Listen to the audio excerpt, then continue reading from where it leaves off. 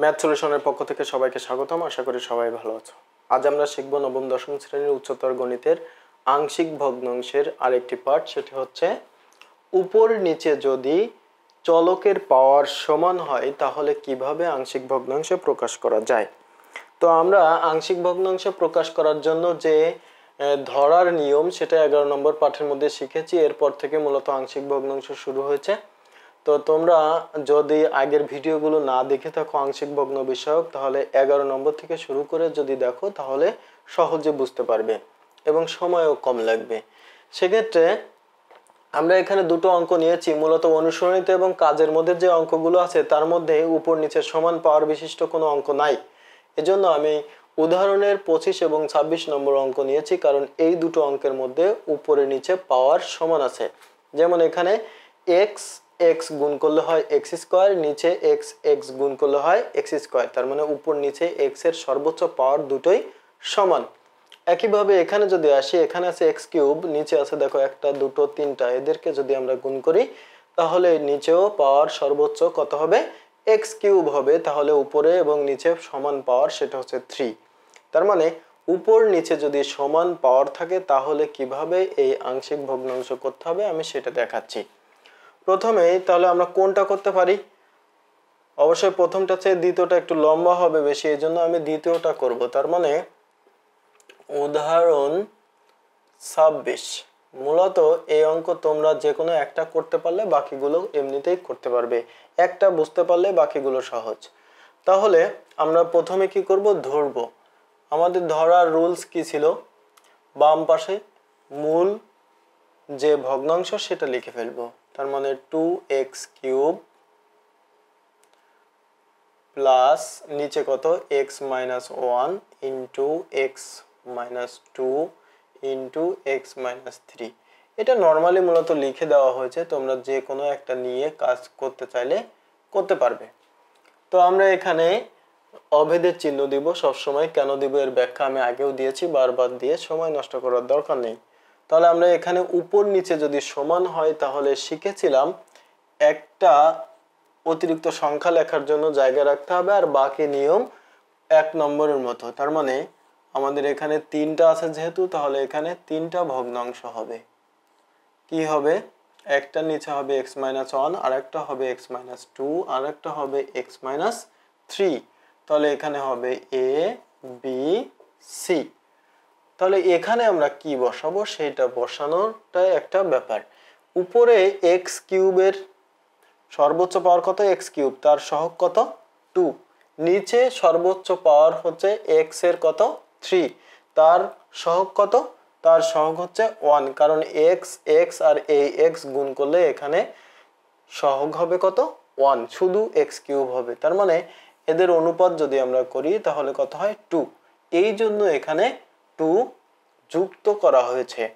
যদি আমরা প্রথমটা ধরতাম তাহলে কি হতো আমি সেটাও একটু দেখাতে চাই, তারপরে এখানে বাকি পার্টটা করব। দেখো এখানে আছে x minus 1 into x minus 5 divided by x minus 2 into x minus 4। এটাকে যদি আমরা ধরতাম তাহলে অতিরিক্ত সংখ্যা লেখার জন্য একটা গ্যাপ রেখে দিলাম। দুটো ভগ্নাংশ আছে মানে দুটো উৎপাদক, একটা দুটো, তাহলে এখানে এক্স মাইনাস 2 আর এখানে x মাইনাস 4। এখন উপরে নিশ্চয় a and b। তাহলে এখানে কত হবে সেটা বোঝার ব্যাপার হচ্ছে, উপরে x আর x গুণ করলে হবে x স্কোয়ার, তার সহগ হচ্ছে 1। নিচে x আর x গুণ করলে হবে x স্কোয়ার, তার সহগ হচ্ছে 1। তাহলে এদেরকে যদি আমরা ভাগ করি 1/1, মানে 1 কে 1 দিয়ে ভাগ করলে কত হয়? উত্তর 1 হয়। তাহলে আমাদের এখানে লিখতে হবে সেক্ষেত্রে 1। এটাই হচ্ছে এখানকার অতিরিক্ত বিষয়। 1 নম্বর রুলস এবং 2 নম্বর রুলসের মধ্যে পার্থক্য শুধু এই অতিরিক্ত সংখ্যা যোগ করা। এটা আমরা কোথা থেকে পেলাম? উপর নিচে যদি পাওয়ার সমান হয় তাহলে আমরা এভাবে লিখব। নরমালি 1 এর রুলস, একটা অতিরিক্ত সংখ্যা হবে, সেক্ষেত্রে উপরে এবং নিচে সর্বোচ্চ পাওয়ারের যে সহগ দুইটা থাকবে তার অনুপাতটা এখানে যোগ আকারে বসিয়ে দিব। তাহলে এখন আমাদের কাজ কি? এখন হচ্ছে সেই 1 এর মতোই আমরা এখানে ধরির লাইনটাকে 1 নম্বর সমীকরণ দিব। 1 নংকে কি করব? এর হর দিয়ে উভয় পক্ষকে গুণ করব 1 নং এর উভয় পক্ষকে x minus 1 into x minus 2 into x minus 3 দ্বারা গুণ করে পাই। এটার মধ্যে আর বেশি কিছু কথা বলার কিছু নেই, আগের অঙ্ক যদি তোমরা দেখে থাকো তাহলে এটা এমনিতেই পারবে। তাহলে আমরা কি করব, এখন আগের অঙ্কে আমি আলাদা আলাদা মান বসিয়ে দেখাইছিলাম, এখন একবারে মান বসালেও হবে। তো আগে গুণ করে নিই। এখানে কি করব, যদি এটা দিয়ে গুণ করি তাহলে সবগুলো কেটে যায়, শুধু বাম পাশে থাকে 2x কিউব। ডান পাশে কি থাকবে, ডান পাশে এই 2 এর সাথে সরাসরি এটা গুণ হয়ে গেলে সবগুলো থেকে যাবে x minus 1 x minus 2 x minus 3 a plus এই a, এটার সাথে যদি গুণ করি তাহলে এটা কেটে যায়, শুধু এই দুটো থাকবে। তাহলে x minus 2 আর x minus 3। এরপরে হচ্ছে b এর সাথে, তাহলে b লিখলাম, এর সাথে এটা কাটবে, তাহলে এই দুটো থাকবে, তার মানে x minus 1 into x minus 3। এরপরে একইভাবে c এর সাথে যদি করি তাহলে x minus 3টা কাটবে আর বাকি দুটো থেকে যাবে, তাহলে আমরা এই দুটোকে লিখে দেব x minus 1 into x minus 2। আগেও বলেছি এখনো বলছি, যেটা আমরা গুণ করে পাবো সেটাকে সরাসরি 2 নম্বর সমীকরণ দিয়ে দেব। এখন আমাদের কাজ হচ্ছে মান বসানো। মান বসানোর জন্য আমরা কি শিখেছিলাম, এই ভগ্নাংশগুলোর নিচে যে উৎপাদকগুলো বসানো হয়েছে সেগুলো কি কি বসালে শূন্য হয় আমরা সেটা দেখে মান বসাই দেব। তো আমি আগেরবার আলাদা আলাদা লিখেছিলাম আগের পাঠের ভিডিওর মধ্যে, এখন আমরা পরপর একই সাথে কিভাবে লিখতে হয় সেটাও দেখাই দিব। তাহলে আমরা লিখব, সব সময় মান বসাতে হবে কোথায়, 2 নম্বরের মধ্যে। তাহলে আমি এখানে লিখব 2 নং এ কি বসাবো, x সমান 1, কারণ এখানে 1 বসালে 0 হয়, এখানে কি বসালে 0 হয়, 2 বসালে 0 হয়, 2 minus 2 মানে 0, এখানে দেখো 3 বসালে 0 হয়, 3 minus 3, তার মানে 1 2 ও 3 বসিয়ে পাই। কি পাই দেখো, যখন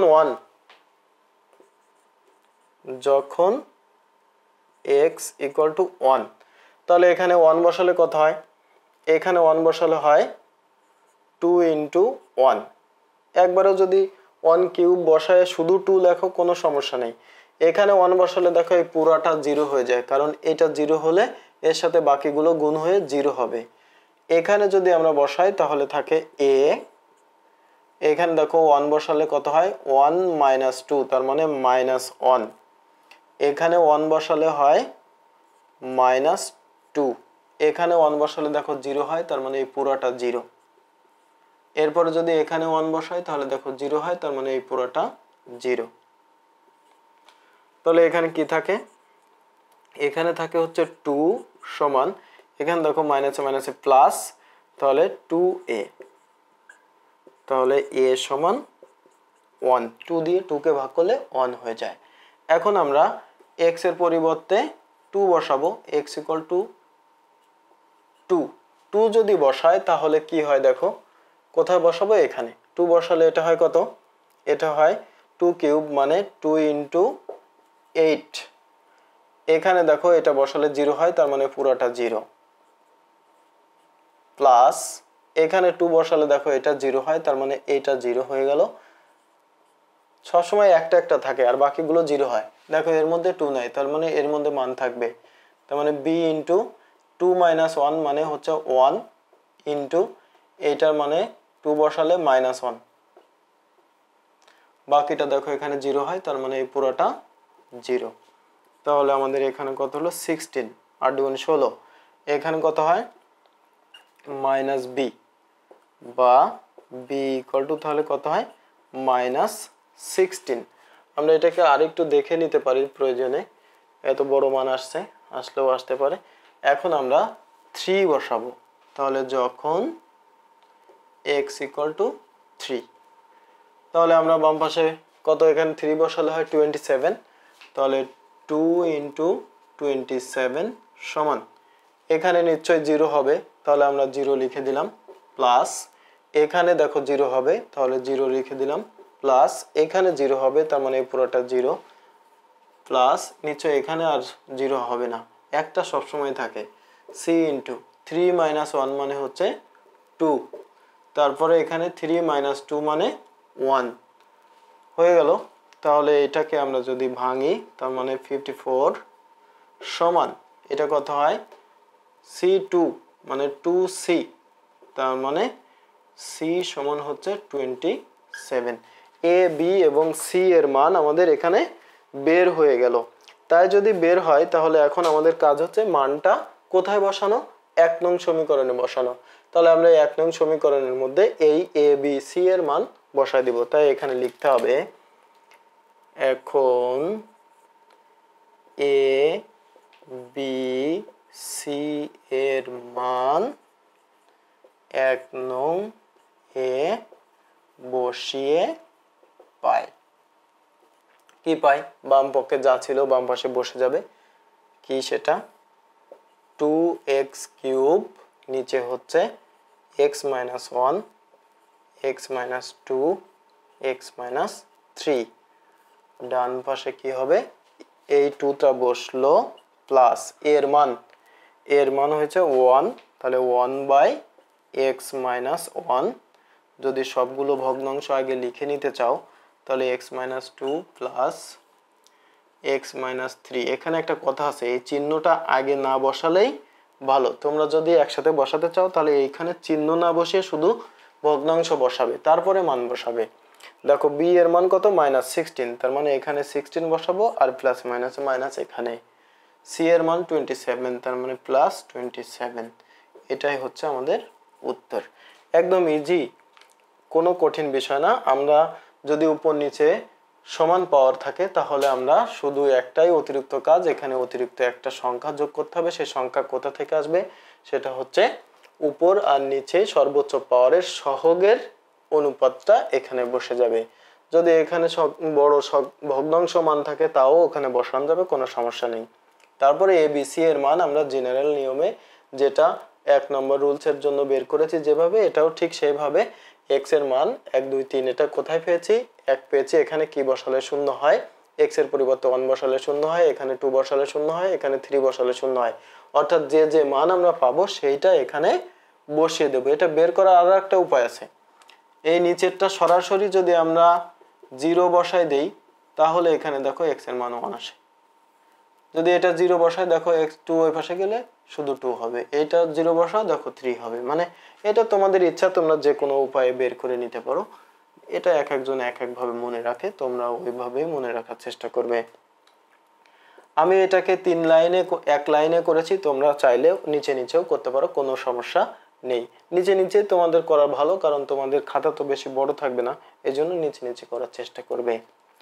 আশা করি সবাই ভালো বুঝতে পেরেছো। তারপরেও যদি কারোর কোথাও প্রবলেম থাকে তাহলে অবশ্যই কমেন্ট করে জানাবে, তাহলে পরবর্তীতে তার সলিউশন করে দেওয়ার চেষ্টা করব।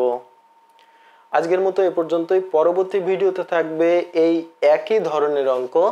আমরা এর আগের পাঠে করেছিলাম উপরে কম নিচে বেশি, আর এখন করলাম হচ্ছে উপর নিচে সমান, আর নেক্সট পাঠে করব উপরে বেশি নিচে কম। মূলত এই ধরনের অঙ্ক তোমাদের বইয়ের মধ্যে সরাসরি দেওয়া নেই, কিন্তু পরীক্ষাতে আসে। আমি সেরকমই একটা বা দুইটা অঙ্ক তোমাদের আগামী পাঠে দেখাই দিব। সো ভিডিওটি যদি তোমাদের ভালো লেগে থাকে এবং এখান থেকে নতুন কিছু শিখে থাকো তাহলে অবশ্যই ভিডিওটি লাইক, কমেন্ট এবং বন্ধুদের মাঝে শেয়ার করতে ভুলবে না। পরবর্তী ভিডিও পাওয়ার জন্য অবশ্যই ম্যাথ সলিউশন এই চ্যানেলটি সবাই সাবস্ক্রাইব করবে। সবাই ভালো থাকো, সুস্থ থাকো এবং শিখতে থাকো নতুন কিছু।